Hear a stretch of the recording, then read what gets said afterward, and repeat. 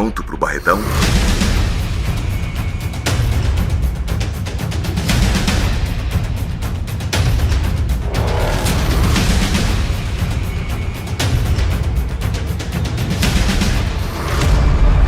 De 17 a 27 de agosto, a gente se encontra na maior.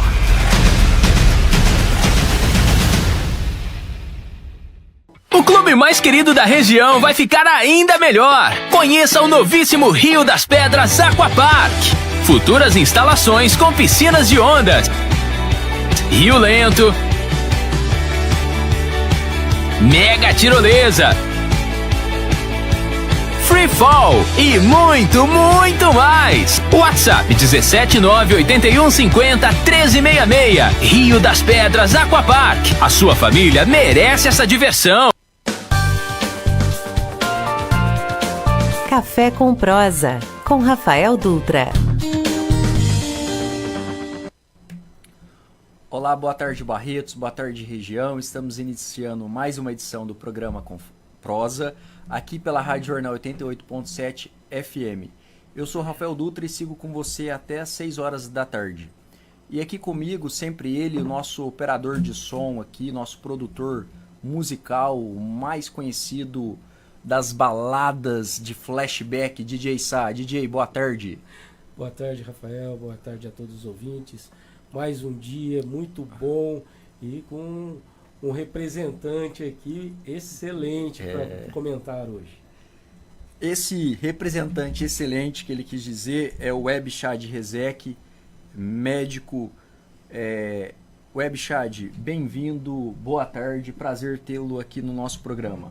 Boa tarde, Rafael, boa tarde, Sá, boa tarde a todos os ouvintes. Prazer é meu, fico muito honrado e agradecido pelo convite. E vai ser um prazer essa hora aí a gente conversar sobre esses assuntos. Ô Web Chad, como surgiu o seu interesse pela medicina? Porque nós sabemos, para quem não conhece, explica quem você é. O seu pai é o seu Abdala, irmão da Abdalinha, da Dani, enfim, como surgiu esse seu interesse pela medicina? Bom, me chamo Web Chad, eu sou filho do Abdala Rezec, da Genoveva.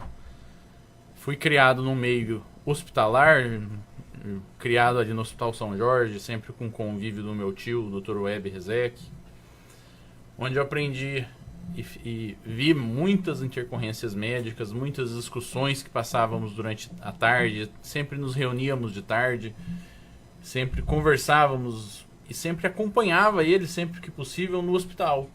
Então isso tudo foi surgindo um interesse muito grande na área. Junto com isso, acompanhando meu pai na rádio, no jornal, claro, sempre me trouxe muito interesse, mas a parte de poder ajudar alguém, a parte de poder, num momento difícil, num momento delicado, de doença, poder intervir em alguém, foi o que mais me comoveu.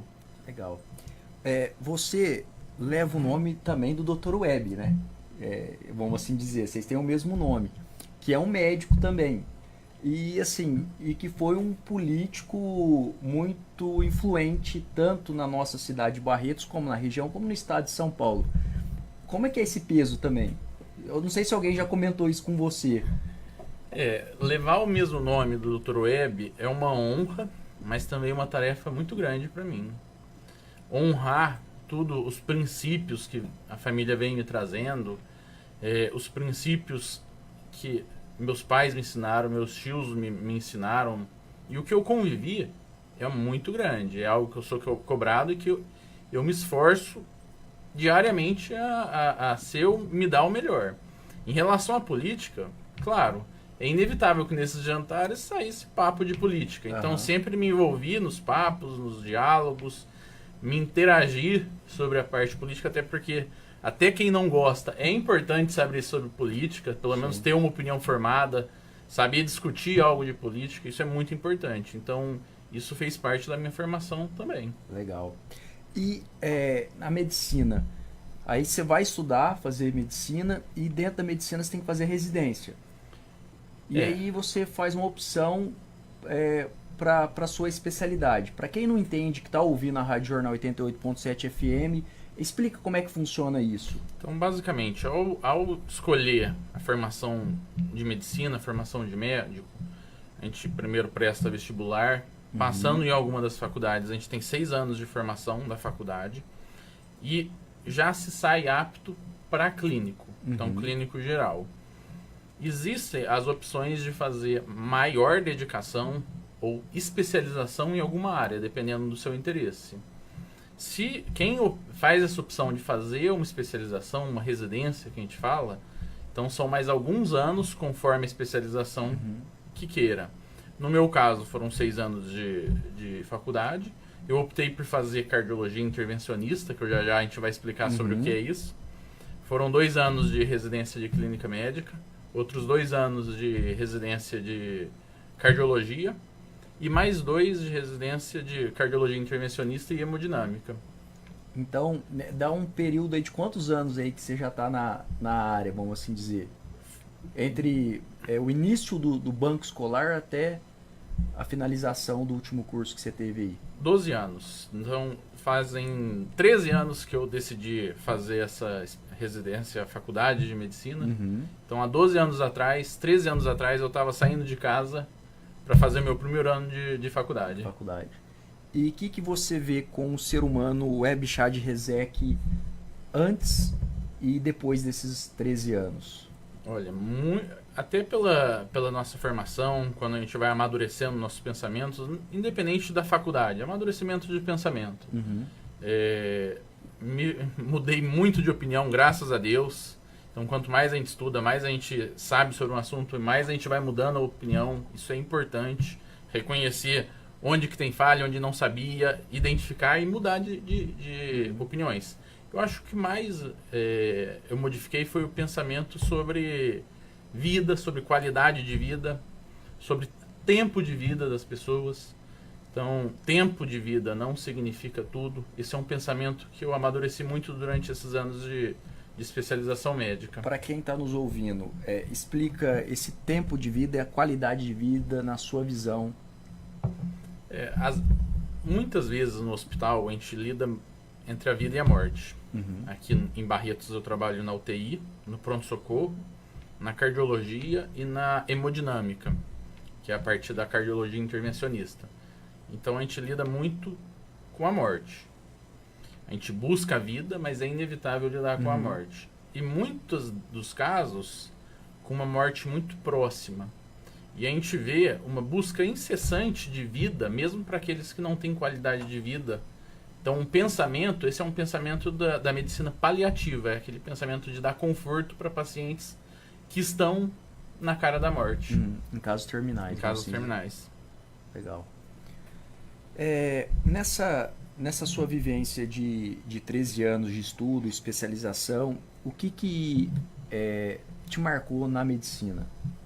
Ou nesse período, o que te marcou, ou teve alguma conquista voltado para isso, que você teve muito orgulho, algum curso que você fez, alguma certificação, algo do tipo, e aquilo que te emocionou também, aquilo que te deixou, você falou, nossa... Claro, agora a gente está falando da morte, mas o que mais emociona é quando a gente consegue a vida. Quando a gente chega com alguém que está com um infarto grave, que sem intervenção ia fatalmente evoluir para a morte, e a gente consegue reverter o quadro. Em alguns desses me marcaram muito. Pacientes que chegam com infartos graves, que é o que a gente chama o mais grave possível, que é o que a gente chama com infarto com supra, e a gente consegue, por meio de cateterismo, abrir a artéria. E até abrir, a gente conversa com as pessoas, a gente ouve a história das pessoas durante o procedimento e se envolve. Então, muitos dos casos de pacientes jovens com infarto, que poderiam evoluir graves, que nós conversamos, pessoas que têm filhos, que têm marido, que têm esposa, que têm pai e mãe esperando em casa, no trabalho, sofre um infarto que pode levar à morte, você faz uma intervenção e consegue trazer essa pessoa para a sociedade. Então, isso é algo que, cada vez que a gente lida com isso, me traz muito orgulho e satisfação em fazer essa profissão. Algo que me deu muito orgulho também foi uma premiação em 2021, que foi eleito meu trabalho como o melhor do ano. Eu ganhei o prêmio de incentivo à pesquisa nacional pela sociedade brasileira. Legal, parabéns. Obrigado. Parabéns. Muito bom. Isso é mérito de quem busca conhecimento, quem busca a qualificação. Você falou para os nossos ouvintes aqui que você trabalha em 4 áreas no Hospital São Jorge. UTI, vamos lá, São 4, não só no São Jorge, né? Então, eu trabalho no pronto-socorro, na UTI, na enfermaria cardiológica e na hemodinâmica e cardiointervenção. Essa hemodinâmica, para quem está nos acompanhando, explica para poder conhecer um pouco mais. Hemodinâmica é o serviço que faz o tratamento do infarto.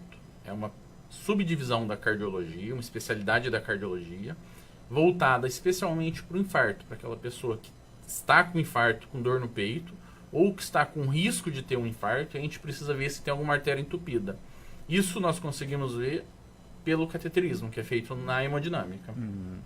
Esse serviço vai ser inaugurado no Hospital São Jorge? Ou já tem? Como é que funciona? O serviço de hemodinâmica está previsto para ser inaugurado no Hospital São Jorge em agosto. Então, até agosto já está em implementação. Exato, já está em construção. A obra já está adiantada, então em agosto possivelmente a gente tem esse serviço no Hospital São Jorge. Legal. O Web, dentro da área da medicina, você busca conhecimento, o que você analisa na saúde da cidade de Barretos? Porque visto que você é médico, você sabe que Barretos tem o 2 AMES, tem o Hospital do Amor, Hospital São Jorge, Unimed, o Grupo São Francisco, diversas unidades básicas de saúde implementadas aí na cidade. Como você analisa a saúde pública de Barretos? Olha, eu já trabalhei em Barretos, já trabalhei em Ribeirão, em Bebedouro, em Catanduva, já trabalhei em diversas cidades. Em Barretos, especialmente, eu vejo como um polo médico. Acompanho algumas reclamações, mas isso é inevitável. Sim. A formação médica aqui de Barretos é muito boa. É claro que temos um volume grande, que Barretos abrange várias cidades, então o volume é grande. Quando se tem um volume grande, tem espera, mas a qualidade oferecida pelo município, por polos como o Hospital São Jorge, o Hospital de Amor, que trazem bastante médicos profissionalizados, especializados, então eu vejo Barretos como um polo avançado de medicina. E quando você falava lá que estava estudando, fazendo alguma especialização, que você é de Barretos, qual que é a imagem da área médica de fora de Barretos sobre Barretos? Por cidade interioranda, tem festa do peão, então acaba que se perde o foco de Barretos como uma área voltada para a medicina. Então se fala muito mais sobre rodeio. Mas vivendo aqui, a gente vê que o avanço tecnológico da medicina em Barretos é algo chamativo que em poucas cidades se tem. E na sua visão, como médico técnico, vamos assim dizer, o que falta em Barretos na medicina? Porque assim, nós temos faculdades de medicina, nós temos curso técnico, curso de enfermagem, nós temos uma rede grande aí de hospitais. Na sua visão, o que você acha que falta? Olha, eu acho que falta mais a confiança de toda a população, porque tecnicamente Barretos tem tudo. O que falta é mais confiança da população no trabalho daqui. A população falta reconhecer um pouco mais confiança. Confiar um pouco mais na saúde. Já confiam, é só o que é uma ênfase que não falta nada, falta só todos confiarem. DJ, tá sendo uns belos esclarecimentos sobre a área de saúde pública aqui de Barretos. Quando você optou por fazer medicina, teve uma inspiração da sua irmã também ou não? Sua irmã também é médica, cardiologista também. Você chegou a trocar figurinha com ela? E aí, o curso é bom? Vale a pena ou não? Como é que... Claro, dentro de casa a gente sempre discute os casos, discute sobre artigos científicos. E coração é um órgão nobre. Então, vendo minha irmã, ela fez formação em São Paulo, no Dante Pazzanese, falando sobre os casos, o órgão, um órgão tão nobre. Então isso foi desenvolvendo interesse em estudo, desenvolver interesse em discussão de casos, em leitura. Então isso guiou também a minha formação. Sem dúvida ela é uma referência para mim. Referência. A formação de médico, o que é a parte mais complicada? É a parte de treinar, ou fazer a cirurgia, ou a parte dos bancos escolares?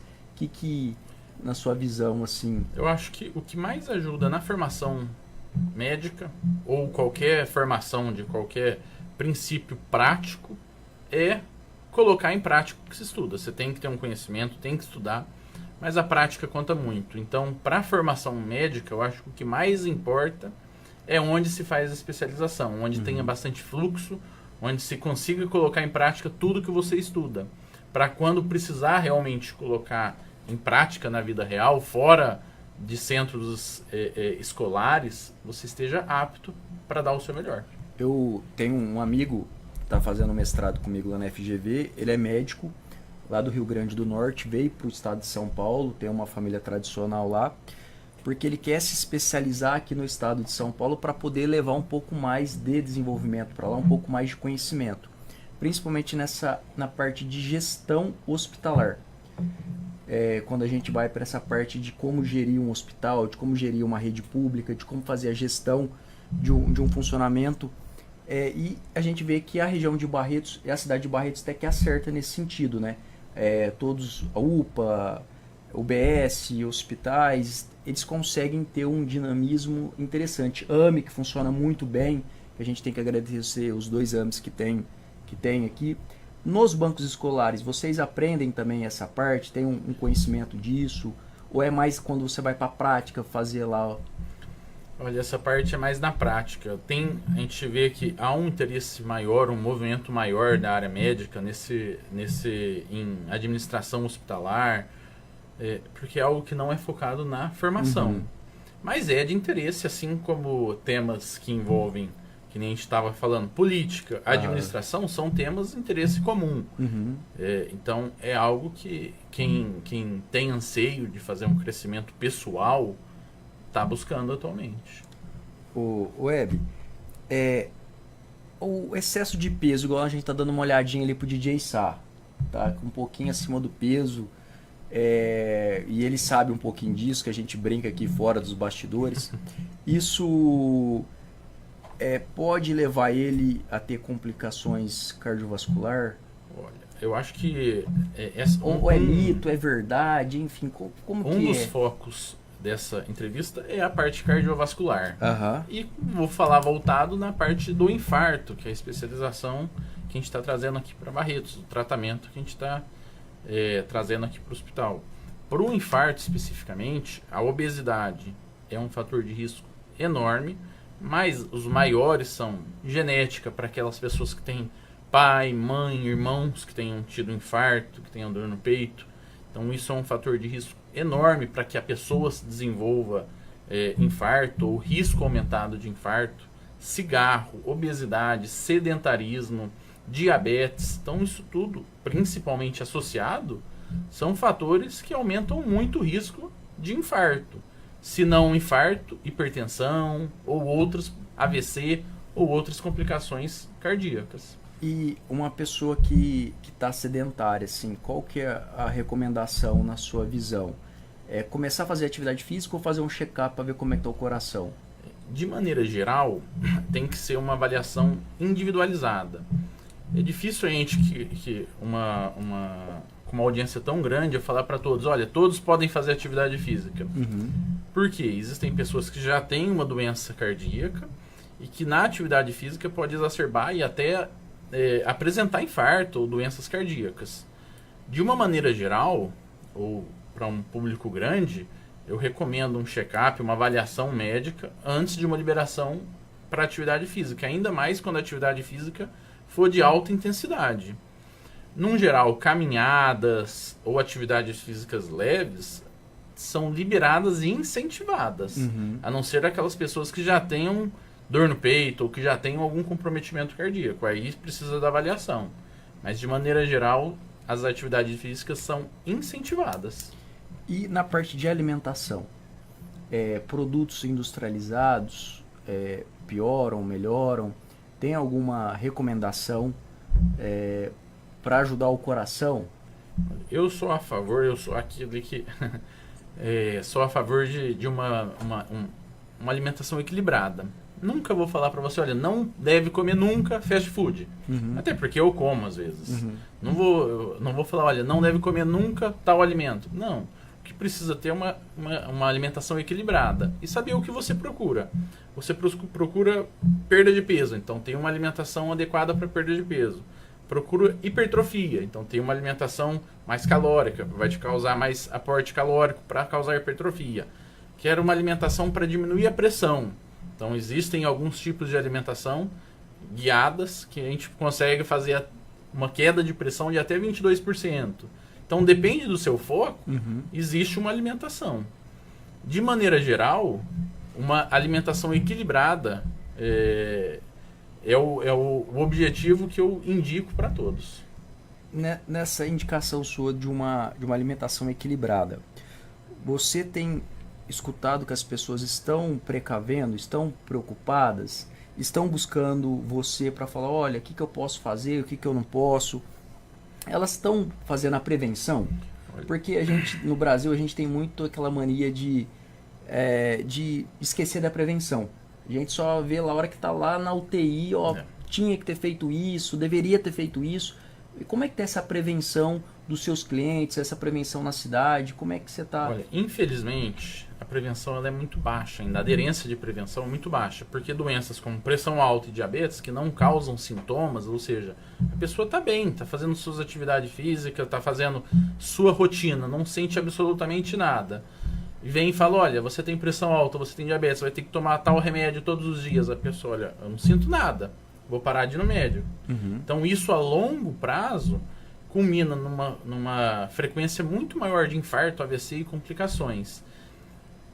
Às vezes a pessoa negar a doença por não sentir nada leva a uma baixa aderência. Então as pessoas procuram menos a prevenção. Sinto que a prevenção deveria ser divulgada de uma maneira muito maior. Atualmente a gente se trata muito das doenças, aquelas complicações que poderiam ser evitadas por uma qualidade de vida melhor, por uma alimentação mais saudável, como eu tinha falado, e por pesquisa de doenças que não causam sintomas, pressão alta, diabetes.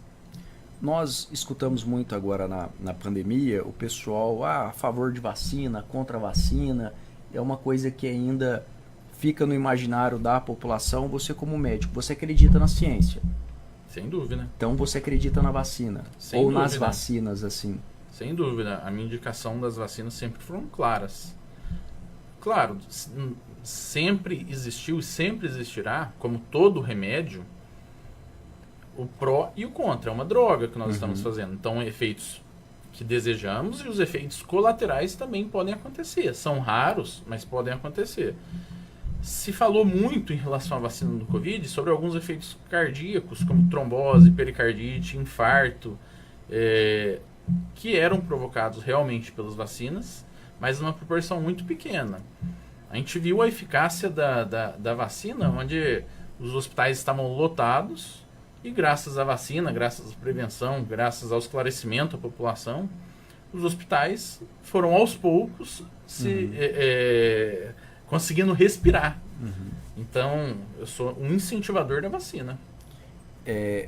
Dentro desses estudos que teve referente à vacina, o que mais que ela causou de contraponto, vamos assim dizer, na parte do coração? O que foi mais assim que chamou a atenção, mesmo que foi minimamente falando? Os efeitos colaterais de qualquer vacina, a gente só pode falar quais são ou com porcentagem que são depois de anos de estudo na prática. Atualmente, existe vários estudos que veem as principais complicações da vacina são cardiovasculares. Então, são pericardites, tromboses e, alguns casos, até infarto.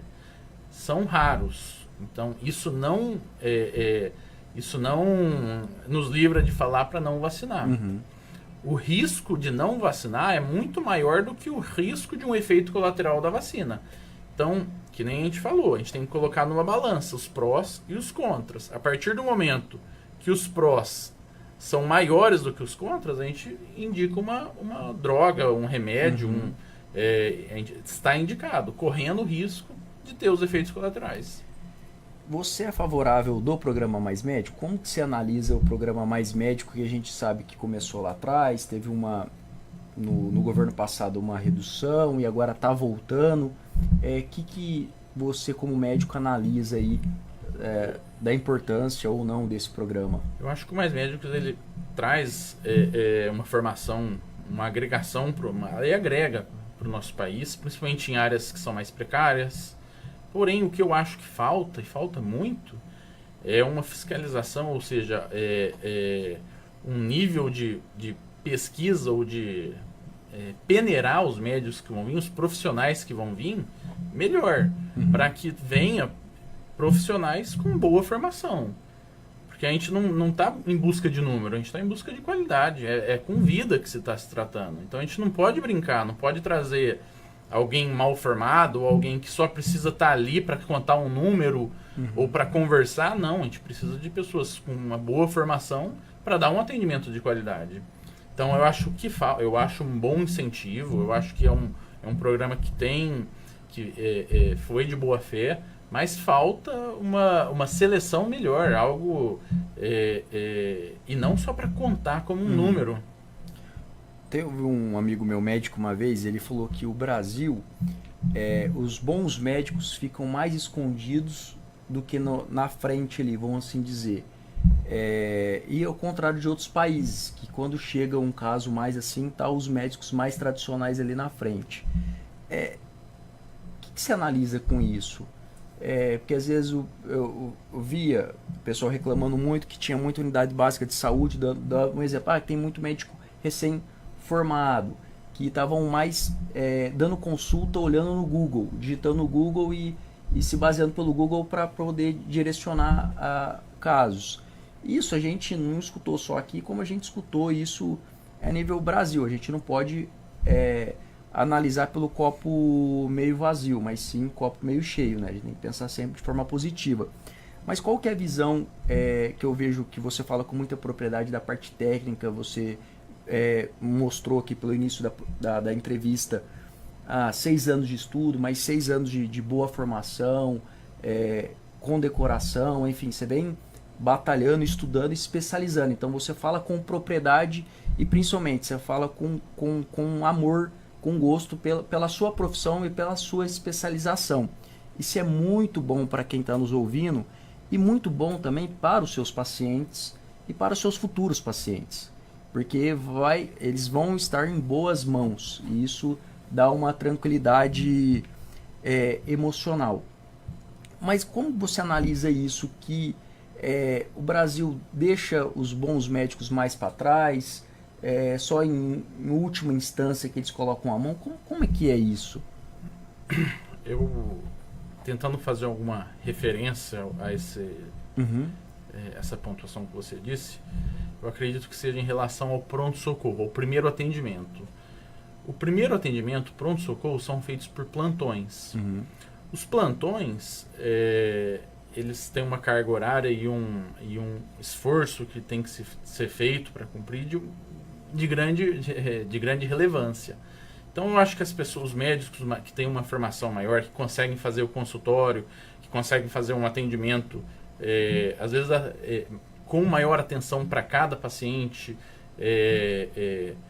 eles acabam deixando o pronto-socorro e fazendo supervisão, coordenação, fazendo consultórios. E acaba que o pronto-socorro em alguns lugares, ou em alguns pontos, principalmente em algumas regiões de interior, o pronto-socorro fica por recém-formado. Então, isso em algumas regiões acontece, mas depende muito de hospital, depende muito de pronto-socorro, depende do objetivo de cada hospital. Isso não é uma realidade que a gente pode deixar como regra. É uma exceção em alguns lugares. Nós temos o Dia Mundial do Coração, que serve para alertar da importância desse órgão no nosso corpo. na sua visão, como é que está o coração do barretense? Como é que está o coração do brasileiro? Se depender de mim, fica excelente.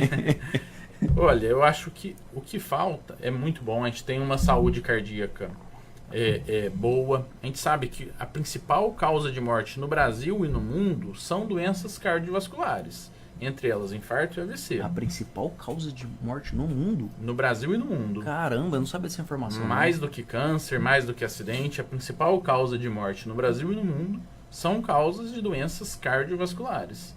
Então, voltando àquele assunto de prevenção, a gente vê que tem uma baixa adesão à prevenção. Então, poucas pessoas, por estarem assintomáticos, procuram pronto-socorro ou procuram um médico para consultas de check-up, ficar fazendo avaliação, porque estão assintomáticas. E o primeiro sintomas pode ser infarto, AVC, doenças graves.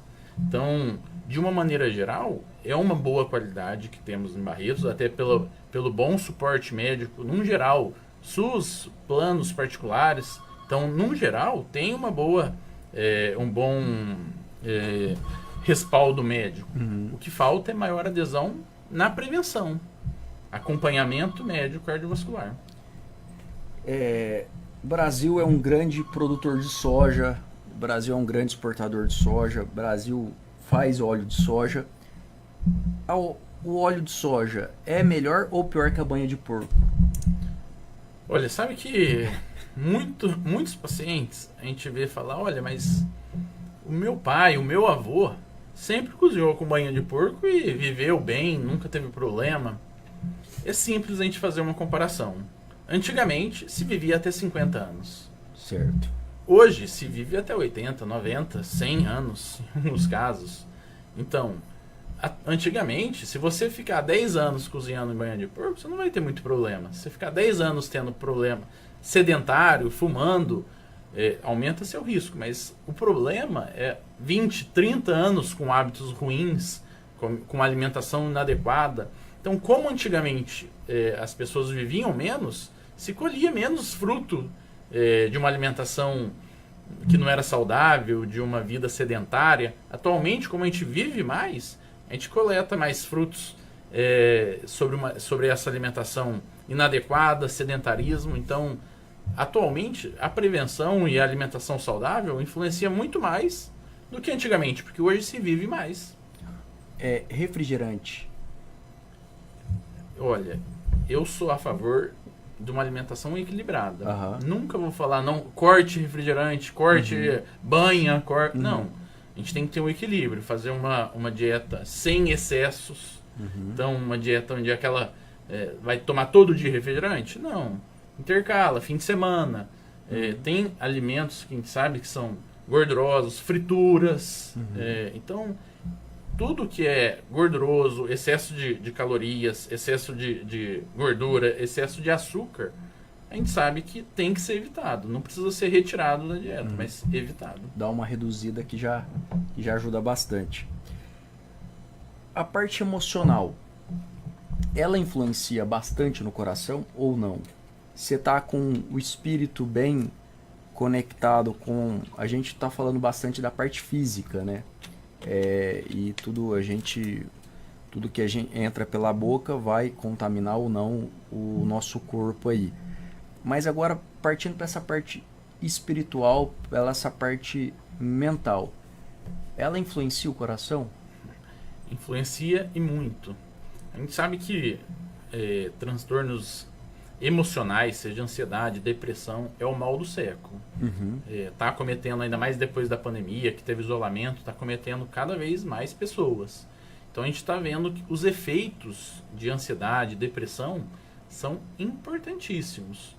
E isso também influencia na pressão, isso influencia também no coração, na insuficiência cardíaca, risco de infarto. Depressão a gente alimenta na nossa alimentação, ela altera a nossa alimentação. Então, transtornos de ansiedade, de humor, influenciam e impactam muito o coração. E em casos extremos, pode causar até infarto. Crises de ansiedade, em casos extremos, pode causar infarto. Crises depressão, crises de alguma alteração emocional aguda, podem causar infarto. E você percebe que às vezes alguns pacientes apenas quer uma palavra. Já tem isso também, do paciente chegar lá, ele se preocupar menos com o coração, mas mais conversar com você ou falar do problema dele. Porque o médico, ele transcende essa parte do técnico, né? Ele se torna um ente familiar, né? Porque tem muito isso. Eu lembro da minha avó, que tem 87 anos, do carinho que ela fala pelo Web Resec, que foi em casa uma vez consultar ela lá. Ela fala assim com carinho. Assim, então eu vejo que isso transcende. Eu tenho certeza que a minha avó tá nos ouvindo aí, dona Zilda. Ele foi lá, sentou do lado dela, ver como que ela estava e isso e aquilo. Isso marcou muito a vida dela. Então eu vejo que o médico, ele transcende algumas peculiaridades dos demais profissionais e para algumas famílias ele acaba sendo um ente familiar. Aquele cara que você chega e liga, olha, minha filha está passando isso, meu filho está passando aquilo, o que eu faço? Eu tô com uma dor isso, manda um WhatsApp. E ele sempre, eu acredito que você tem seus amigos, seus conhecidos que sempre, o Webchad, eu tô com isso, o que você me recomenda, tal.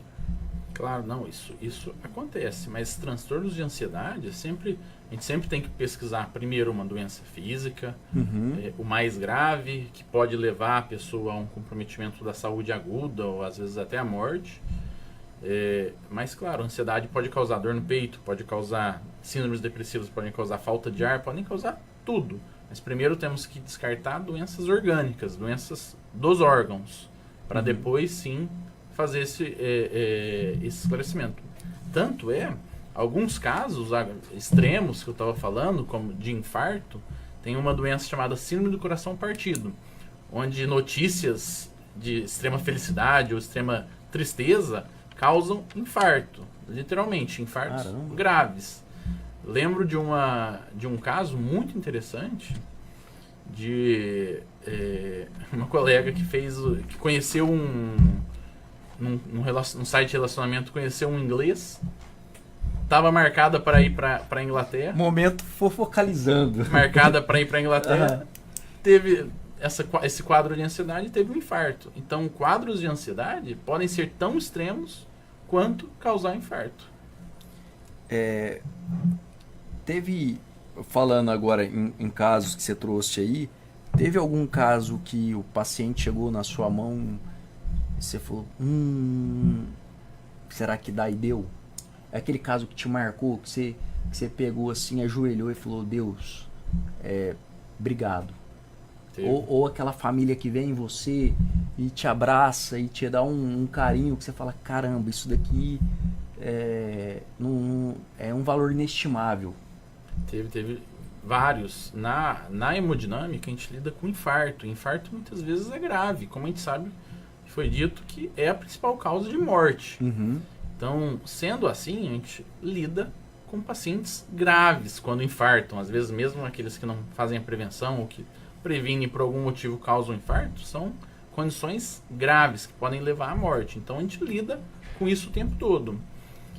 Em alguns casos, o paciente fazendo cateterismo com parada cardíaca e 3 paradas cardíacas, 4, e a gente consegue abrir a artéria que estava causando um infarto e reverter, a pessoa sai andando, às vezes tem que ser entubada, recebe choque no peito e sai andando, agradece. Isso é algo inestimável e é isso que me motiva a sempre fazer essa hemodinâmica. A pegar essas pessoas que, sem a hemodinâmica, sem o cateterismo, sem o tratamento guiado, fatalmente evoluir para perder esse familiar querido, para perder alguém da família, a gente consegue reverter essa situação e entregar ele saudável, bem, de volta para a família. Em coração, a gente fala sobre transplante, coração robótico, tem umas discussões, acho que teve um transplante de outro tipo de coração, enfim. Como é que está essa medicina nesse setor? Assim, que você tem acesso de conhecimento, que estão comentando ou lá fora ou aqui, que é o futuro nesse setor, assim? Atualmente o que temos é alguns casos, poucos casos selecionados, transplante. Agora, a parte robótica, a parte guiada por células troncos, ainda é muito em estudo. Ainda não é uma realidade, ainda é algo que está em estudo, implementação de estudos. A gente não pode tornar isso uma regra, como é o tratamento, por exemplo, com cateterismo para o infarto. Então, primeiro precisa ser feito os estudos, aprovado e feito a seleção. Quem é o paciente que vai se beneficiar, quem é aquele que não se beneficia, mas ainda isso é tudo muito precoce para se falar. Do transplante, como é que funciona? Eles analisam... tem alguma regra de compatibilidade que tem que ter? Tem. Para transplante, principalmente eu lembro no Covid, que o problema era o pulmão, as pessoas com Covid que infelizmente estavam graves, às vezes até familiares chegavam, por que não transplanta o pulmão? Por que não transplanta o coração? Primeiro, porque não ia ter pulmão para todo mundo, certo? E segundo, que não é a solução. Tipo, transplante não é uma solução, é trocar um problema grave por outro problema, que vai te causar sequelas para o resto da vida. Então, as indicações de transplante cardíaco são muito limitadas. Não é qualquer paciente que tem um infarto que vai fazer um transplante. Não é qualquer paciente que tem uma insuficiência cardíaca que vai fazer um transplante. São casos graves e terminais. E principalmente em pacientes jovens que vão se beneficiar de um órgão. Mas não é a solução. O transplante, às vezes, eu vejo como sendo uma solução absoluta para todos os problemas. Tá com problema no rim? Tá com problema no coração? Transplanta. Pulmão? Não. É um problema trocado por outro. Então, são pacientes muito bem selecionados, que vão ser acompanhados e que podem até ter rejeição, ter complicações do procedimento. Legal. Uma dúvida aqui. Cuidar do coração, necessariamente você tem que deixar as coisas boas de lado? De maneira nenhuma. Que nem eu foco muito, é o equilíbrio. Se você tendo um equilíbrio de vida, atividades saudáveis, atividade física, principalmente, que a gente sabe que é o que mais impacta, às vezes mais do que remédio, mais do que um remédio para quem tem pressão alta, atividade física. Mais do que um remédio para quem tem diabetes, atividade física. Claro, a atividade física não vai mudar o seu tratamento, mas vai diminuir os riscos, as complicações. A atividade física consegue diminuir complicações, às vezes AVC, infarto, mais do que os remédios. Então, é por isso que a atividade física, às vezes, é negligenciada, às vezes, é tão importante. Existem, baseado em estudos, que nem a gente falou da vacina, os principais estudos que comprovam a eficiência de um remédio, não é com remédio, é com atividade física. É o que mais diminui risco de infarto, de AVC, de complicações cardíacas, num geral, diabetes, atividade física. Então, a alimentação, ela é muito discutida, claro, mas o foco é na atividade física. A alimentação ela tem que ser equilibrada. Nunca vou falar para tirar algo da sua dieta. Eu não faço isso, não recomendo que eu não faço. Agora, uma atividade física é o que eu mais recomendo e vou bater na tecla sempre. Nós temos um problema muito grande, que é a diabetes, né? Que atinge não sei quantas milhões de pessoas. E ela leva a ter complicações cardiovasculares. Qual que é esse equilíbrio? Que eu vejo que você está falando muito de equilíbrio. Não muito aqui, nem muito ali. Eu vejo que você fala muito de prevenção. Eu vejo que você tem uma medicina mais alternativa, vamos assim dizer. Não só no fármaco, não só na droga. Mas sim, olha, atividade física, educação alimentar. E a gente sabe que a diabetes é uma causadora aí de N problemas no Brasil. Ela acelera muito a doença cardiovascular? Qual que é o nível? Muito. Ela é um dos principais fatores de risco para infarto, AVC, perda de rins, necessidade de hemodiálise, amputações, perda de visão. Então, diabetes é um acelerador da doença cardíaca, sem dúvida. Então, pacientes com diabetes têm uma necessidade muito maior de prevenção, de exames de rotina, de tratamento mais agressivo do diabetes, para deixar a glicemia mais controlada, porque são pacientes que infartam mais, que têm mais AVC e quando tem a doença, ela é mais agressiva. A hipertensão acelera o problema cardiovascular ou o problema cardiovascular acelera a hipertensão? A grande maioria das vezes é a pressão alta que causa os problemas. Mas a analogia que eu faço é pegar um peso no braço e ficar fazendo academia. Certo. Seu braço vai ficar forte. Uhum. Para o coração, esse fortalecimento, essa hipertrofia não é muito bom. Se ele trabalha com pressões altas, se a sua pressão sistêmica do corpo, do braço, que a gente afere, está alta, é porque o coração está trabalhando com uma força muito maior. E isso causa uma hipertrofia muito maior para o coração. O coração ele tem uma cavidade limitada, um tamanho limitado. Se esse tamanho ele é feito pelo músculo, pouco sangue entra. Então traz complicações cardíacas. A pressão alta traz hipertrofia cardíaca, que é maléfica para o nosso organismo. Vamos falar um pouquinho mais desse serviço de hemodinâmica que vai ser inaugurado em agosto no Hospital São Jorge. Você vai estar à frente dele? Como é que vai funcionar? Vai ser um pavimento novo lá? Que vai ter maquinário? Enfim, para quem está nos ouvindo e quer entender um pouco mais, porque eu vejo que no programa você falou muito disso. Acredito que deve ser uma inovação aqui na cidade de Barretos. Não sei se outros ambientes hospitalares também praticam isso. Eu vejo que esse é o seu core, essa é a sua bandeira aí como médico. Como que vai ser isso? E ou se você puder também falar, como surgiu isso? Você que chegou lá no Dr. Web e falou, doutor, olha, tem isso daqui, vamos implementar aqui. Ou o Dr. Web chamou você de canto e falou, meu filho, vamos fazer isso aqui. Como é que foi isso? Basicamente, eu falo muito de prevenção, porque eu não quero que chegue no infarto. Uhum. Entre eles, às vezes até o cateterismo para prevenir um infarto. Mas, quando se ocorre um infarto ou um risco maior de infarto, a gente tem que fazer alguns procedimentos para tratar ou prevenir o infarto. Entre eles é o cateterismo. Pro cateterismo, que é a sala da hemodinâmica que está sendo implantada, é um setor hospitalar onde se tem um aparelho dedicado que a gente consegue fazer procedimentos cirúrgicos, procedimentos invasivos, que tem que fazer o paciente asséptico, coberto. A gente entra no meio da artéria da pessoa, seja pelo braço, pela perna, e consegue, por meio de um catéter, chegar até o coração e ver se tem alguma das artérias que nutrem o coração estão com um entupimento.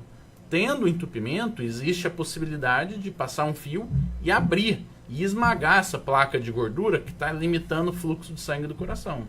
Então a gente trata o infarto e muitas vezes o paciente que tem dor por diminuição de fluxo cardíaco, a gente consegue tratar e diminuir a dor. Então isso vai ser um novo setor dentro do Hospital São Jorge, um departamento. É um novo setor que, para fazer esses procedimentos, tem que ser um cardiologista com especialização em intervencionismo. Então isso não é aberto para isso, é para especialistas, subespecialistas. Uhum. Então, para estar à frente desse setor, tem que ser uma pessoa com essa capacitação. Falando um linguajar um pouco mais popular, vamos assim dizer, tem o cardiologista, aí tem uma especialidade dentro do cardiologista que é...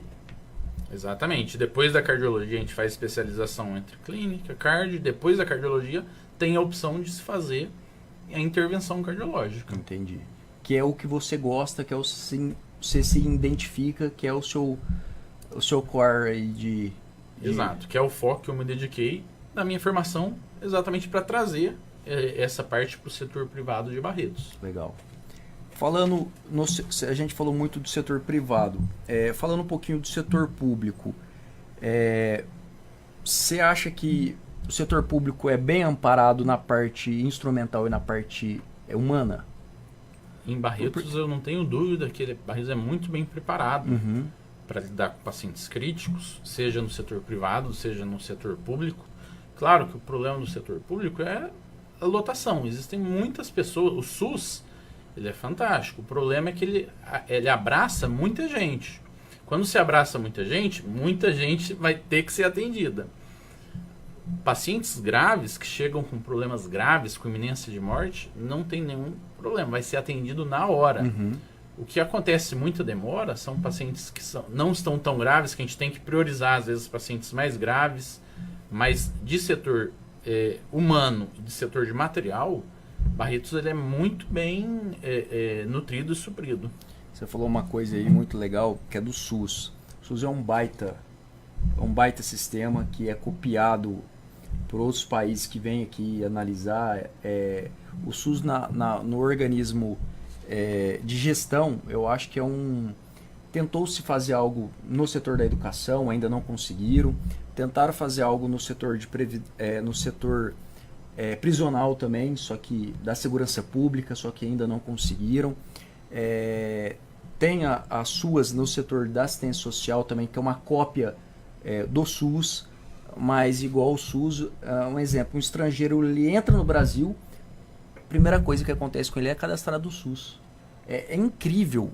E o SUS ele não olha cor, raça, poder aquisitivo, ele é único para todo mundo. É um baita sistema que às vezes falta o que você falou, né?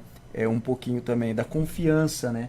Falta às vezes confiar um pouco mais no sistema, acreditar um pouco mais, porque o que ele fez, principalmente na época da Covid, foi sensacional. Eu acho que vocês médicos devem debater entre vocês, que foi por todos os problemas que tiveram, de um lado querendo vacina, de outro lado não querendo, enfim.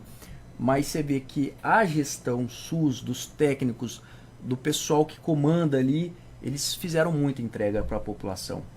Claro, o SUS é o que a gente fala. Às vezes o que acontece, como o SUS abrange e abraça todos, é uma superlotação, pode ter demora. E quem sofre a demora, reclama, isso é normal, isso acontece. Eu não tiro a razão de quem está ali esperando 3, 4, 5 horas, eu não tiro a razão. Mas para pacientes graves, o SUS ele tem uma ação rápida. É claro que é muito difícil a gente comparar o sistema privado do sistema público. Tem muitas diferenças, muitas. Umas a favor, outras contras. Existem muitas, é difícil a gente comparar uma com a outra. Mas falando exclusivamente do SUS, que a gente está falando agora, são poucas as críticas efetivas que a gente tem. Claro, todo serviço público, privado, tem falhas, tem, claro que tem, mas o SUS tem muitos elogios, principalmente do SUS. Aqui em Barretos, na região, é muito bem assistido. É aquela coisa, né, o Web, não tem o mundo perfeito, né? Não vai ter empresa perfeita, não vai ter hospital perfeito, não vai ter a sociedade perfeita, sempre vai ter algo que vai falhar, porque nós somos seres humanos. Os seres humanos têm falhas, defeitos, emoções, não emoções, enfim, então é difícil. Às vezes a gente entra no mundo Sofia e sonha, né, com a cidade perfeita, com tudo perfeito, mas não é, pô, a gente é ser humano, a realidade é um pouco mais difícil, né, de qual que a gente imagina. Nós estamos caminhando para o encerramento do nosso programa. Fica aqui uma das perguntas finais aí. Como você conviveu nesse mundo político? Como que você analisa a política? Você tem vontade? Pensa em se doar para a população além do que você já se doa no setor médico hospitalar? Olha, o meu envolvimento na política sempre foi, sempre será de grande interesse. Seja pesquisando, seja lendo, seja discutindo. Atualmente eu me dedico na parte hospitalar, na parte de formação médica. Então, minha dedicação agora é da parte médica. Não consigo falar atualmente sobre formação política. Pelo interesse que eu tenho, vou continuar estudando, debatendo, conversando em rodas, porque eu gosto, isso é no sangue. Então, mas atualmente minha dedicação exclusiva é para a parte médica. Na parte médica nós temos lá no hospital que você, a sua irmã, né? Você, a sua irmã, o Jorge e a irmã do Jorge. Doutora Lidiane. E quando vocês se reúnem, vocês falam de política ou de medicina?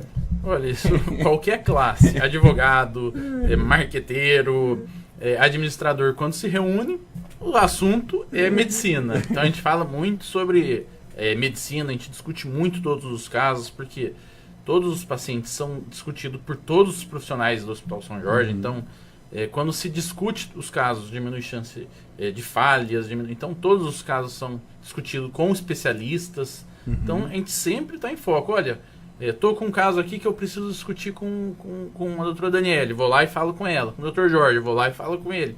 Com a doutora Lidiane, olha, um exame de imagem, vou lá e falo com ela. Então é nosso foco nas conversas, a gente fala muito disso e eu acho isso válido e muito benéfico. Legal.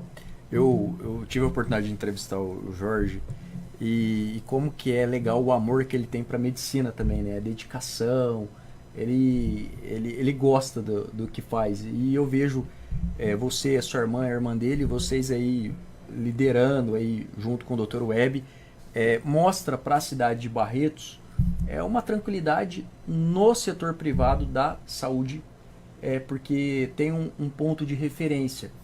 Porque é ruim quando a gente não tem referência.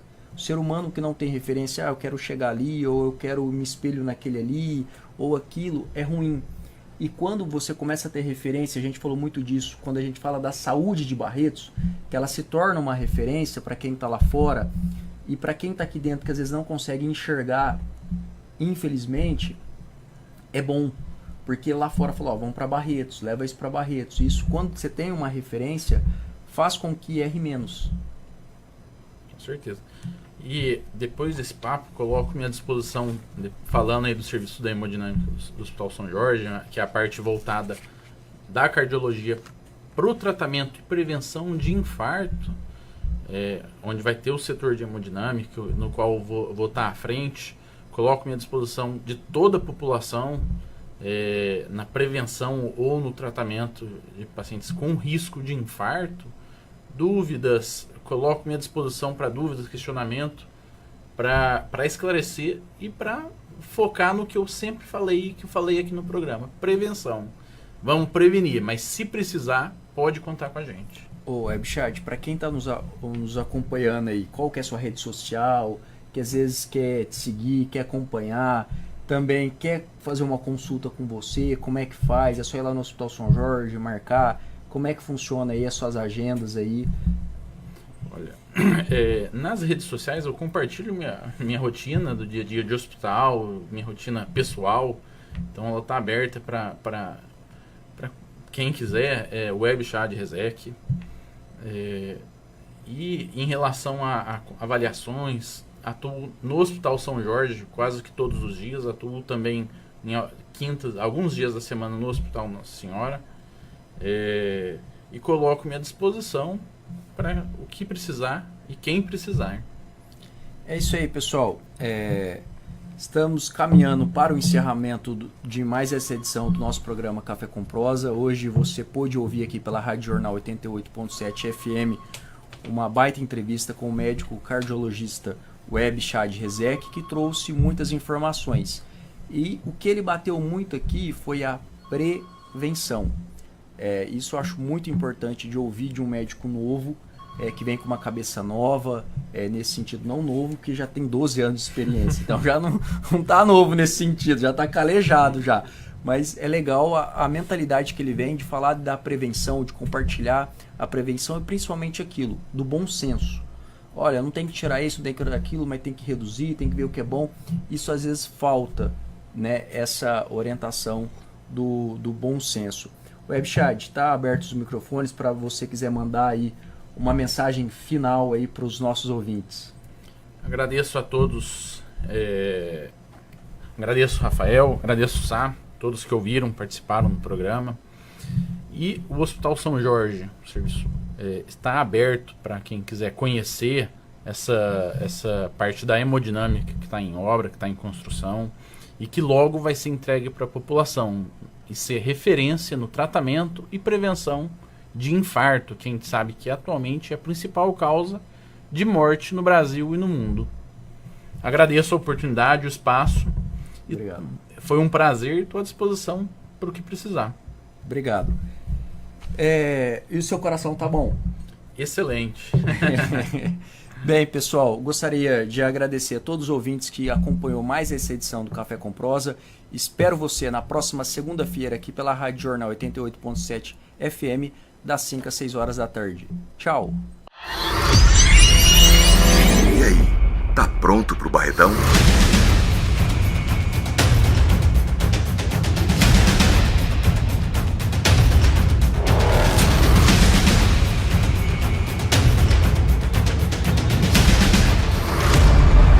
De 17 a 27 de agosto, a gente se encontra na maior.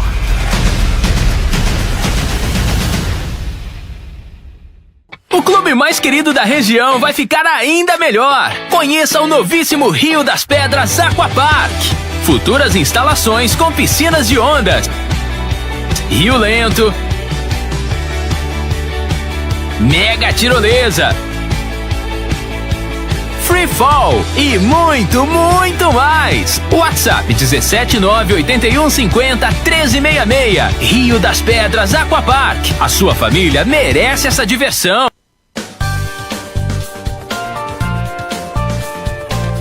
Inscreva-se em nosso canal e até a próxima!